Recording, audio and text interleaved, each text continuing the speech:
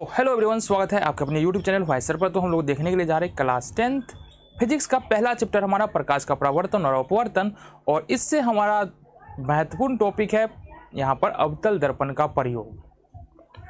Hello everyone, स्वागत है आपके अपने यूट्यूब चैनल वाइसर पर। और आज हम देखने के लिए जा रहे हैं अवतल दर्पण का प्रयोग हम कहाँ पर करेंगे, किन स्थितियों में हम अवतल दर्पण का प्रयोग करते हैं, और करते हैं तो क्यों करते हैं, क्या पर वहाँ पर दूसरे जैसे कि डॉक्टर जो है ना वो अवतल दर्पण का प्रयोग डेंटिस्ट लोग करते हैं, कान या नाक का जो डॉक्टर है वो करते हैं, कार के हेडलाइट में अवतल दर्पण का प्रयोग किया जाता है, टॉर्च के परावर्तक सतह के रूप में अवतल दर्पण का प्रयोग किया जाता है, ये तो हमको पता है। लेकिन इन सब का प्रयोग हम यहाँ पर करते क्यों हैं? टॉर्च के परावर्तक सतह के रूप में अवतल दर्पण का प्रयोग क्यों करते हैं?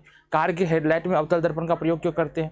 डेंटिस्ट लोग अवतल दर्पण का प्रयोग क्यों करते हैं? ये हमको जानना है। तो आओ जरा देख लेते हैं। पहला क्वेश्चन है हमारा, अवतल दर्पण का प्रयोग हजामत दर्पण के रूप में क्यों किया जाता है? यानी सैलून में जाएंगे ना तो एक बड़ा सा अवतल दर्पण लगा होता है, तो अवतल दर्पण की जगह हम समतल दर्पण लगा देंगे तो क्या बाल या दाढ़ी नहीं बनेगा? बिल्कुल बनेगा, उससे उसका कोई लेना देना नहीं है।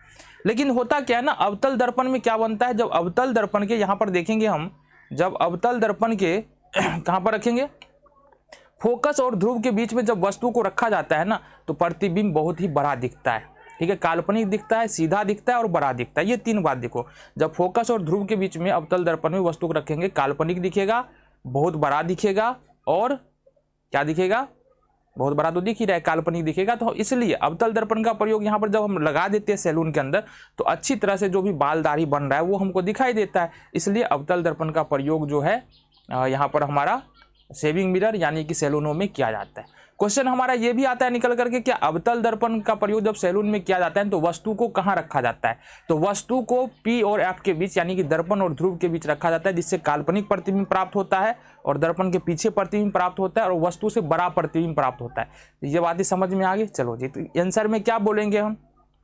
आंसर में हमको बोलना है अवतल दर्पण में जब वस्तु को पी और एफ यानी कि ध्रुव और फोकस के बीच में वस्तु को रखा जाता है तो वस्तु का बड़ा आवर्धित प्रतिबिंब दर्पण के पीछे काल्पनिक बनता है, काल्पनिक रूप से बनता है। इसलिए अवतल दर्पण का प्रयोग जो है शेविंग मिरर के रूप में यानी कि हजामती दर्पण के रूप में किया जाता है। ये हमारा पहला क्वेश्चन है, समझ में आ गया। चलो जी, दूसरा है टॉर्च, वाहनों के हेडलाइट तथा सर्च लाइट में अवतल दर्पण का प्रयोग क्यों किया जाता है?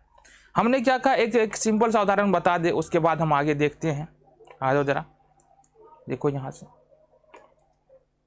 से हम बता देते हैं। पहले कलम लेने दो, आ जाओ जी। तो हमने क्या कहा यहाँ पर देखो, मान लो कि हमारे पास एक दर्पण है, इस तरह से दर्पण है, ठीक है, अवतल दर्पण ना, तो बिल्कुल अवतल दर्पण ही बना रहे, कोई और दर्पण नहीं बना रहे। मान लो हमारे पास एक अवतल दर्पण है ये। अब अवतल दर्पण के अंदर में मान लो कोई फोकस पर कोई वस्तु रखा हुआ है यहाँ पर। अब यहाँ से वस्तु रखा है तो ये प्रकाश की किरण निकल करके कहाँ जाएगा? बिल्कुल सीधा इस तरह से जाएगा, रिफ्लेक्शन इसका इस प्रकार से होगा। जितनी भी प्रकाश की किरणें निकलेगी, ठीक है, जितनी भी प्रकाश की किरणें, और भी निकाल लो, और भी प्रकाश की किरणें आएंगी। ओ यहाँ से गड़बड़ हो गया, यहीं से निकल रहा है ना सारा, यहाँ से जाएगा, यहाँ टकरा के इस तरह से जाएगा, यहाँ से जाएगा टकरा के इस तरह से आएगा। हम क्या देख रहे हैं कि फोकस पर यदि हम किसी प्रकाश के स्रोत को रख देना तो वो दर्पण से क्या कर रहा है, टकरा करके और बिल्कुल समांतर जा रहा है, बिल्कुल सीधी जा रहा है। तो क्या हमने कभी देखा है टॉर्च से प्रकाश की किरणों को निकलते हुए, या फिर यहाँ पर हमारे कार्स के हेडलाइट या बाइक के हेडलाइट से प्रकाश की किरणों को निकलते हुए देखा है कभी? बिल्कुल देखा है। यहाँ पर देख लो, बिल्कुल सीधी किरण जाती है। अब ये तभी संभव है जब अवतल दर्पण का प्रयोग करें और अवतल दर्पण के अंदर में जो बल्ब होता है ना, बल्ब को हम फोकस पे रख दें।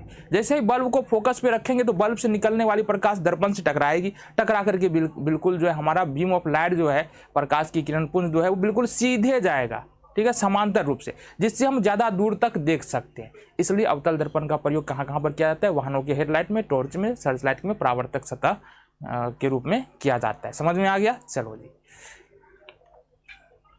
देखो जी, रोगी के नाक, कान, गले, दांत इत्यादि के जांच के लिए अवतल दर्पण का उपयोग क्यों किया जाता है? ये भी क्वेश्चन है हमारे पास।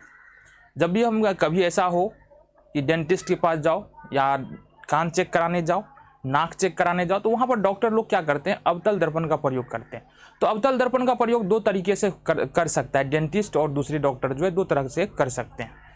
खास करके डेंटिस्ट की बात करेंगे, अदर दूसरे डॉक्टर जो है वो तो करते ही हैं, वो तो परावर्तक सतह के रूप में करते हैं। देखो बात समझो, अवतल दर्पण का प्रयोग डेंटिस्ट और नाक कान गले का डॉक्टर किस प्रकार से करते हैं? लाइट को, अब देखो कान के अंदर देखेंगे तो कान के अंदर तो बल्ब फिट नहीं होता है, या फिर नाक के अंदर देखेंगे नाक के अंदर भी बल्ब नहीं होता है, तो उसके अंदर प्रकाश जाएगा तभी तो दिखेगा। अभी शुरू शुरू में हम पढ़े हैं प्रकाश किसी वस्तु से टकरा कर आएगी तभी वस्तुओं को हम देख पाएंगे। तो वहाँ पर किसी वस्तु को देखने के लिए प्रकाश की जरूरत होता है, मतलब दांत को अच्छे से देखने के लिए, कान को अच्छे से देखने के लिए, नाक के अंदर देखने के लिए या गला के अंदर देखने के लिए हमको प्रकाश की जरूरत होगा। तो डॉक्टर क्या करता है ना, डॉक्टर क्या करते हैं ये देख लो यहाँ से। डॉक्टर क्या करते हैं, देखो डॉक्टर क्या करते हैं, ये जो हमारा दिख रहा है ना इस तरह से, ये तो डॉक्टर करते हैं इस तरह से एक परावर्तक सतह या तो सर के ऊपर या जहाँ से उसको अच्छे से दिखाई दे वहाँ पर सेट कर लेते हैं। जैसे ये डॉक्टर सेट किए हुए बिल्कुल, आज बिल्कुल बीच में खाली है, वहाँ से देख भी सकता है। तो ये परावर्तक सतह क्या करता है, मान लो एक बल्ब लगा हुआ है, मान लो कि हम यहाँ पर एक बल्ब दे रहे हैं, ठीक है। अब यहाँ पर इंक चेंज करना पड़ेगा हमको, आ जाओ भाई, ये ले लो। तो मान लो हमारा ये बल्ब है, अब इस बल्ब से जो, मान लो बल्ब है, बल्ब से जो प्रकाश की किरणें निकल के आएगी ऐसे आएगी, ठीक है, ये बिल्कुल इस तरह से आएगी। और यहाँ से टकराने के बाद जो है समांतर प्रकाश की किरणें कहाँ जाएगी, रोगी का जो भी दांत है, कान है, आँख है, उसके अंदर जाएगी।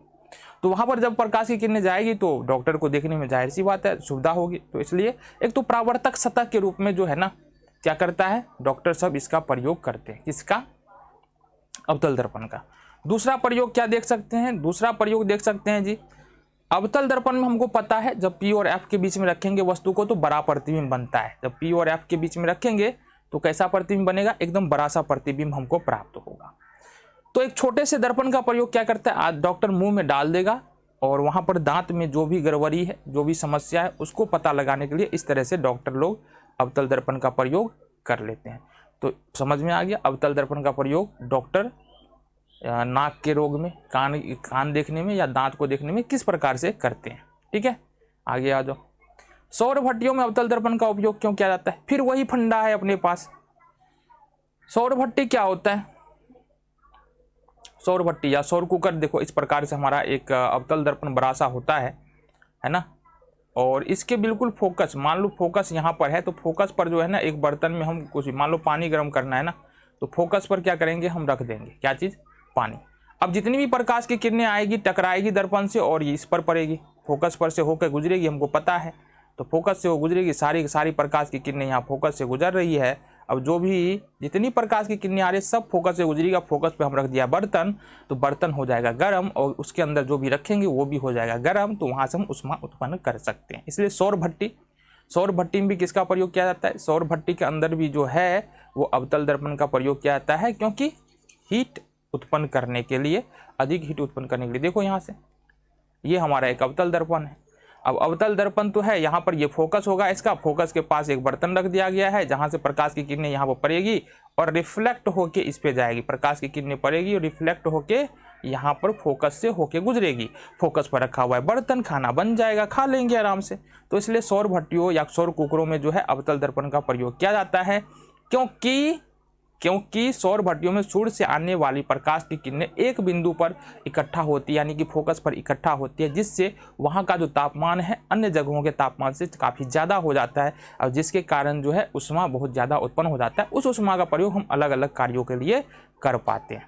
ठीक है, जाहिर सी बात है, हमको सौर भट्टी क्या करता है, ऊष्मा उत्पन्न करता है, मतलब गर्मी उत्पन्न करता है।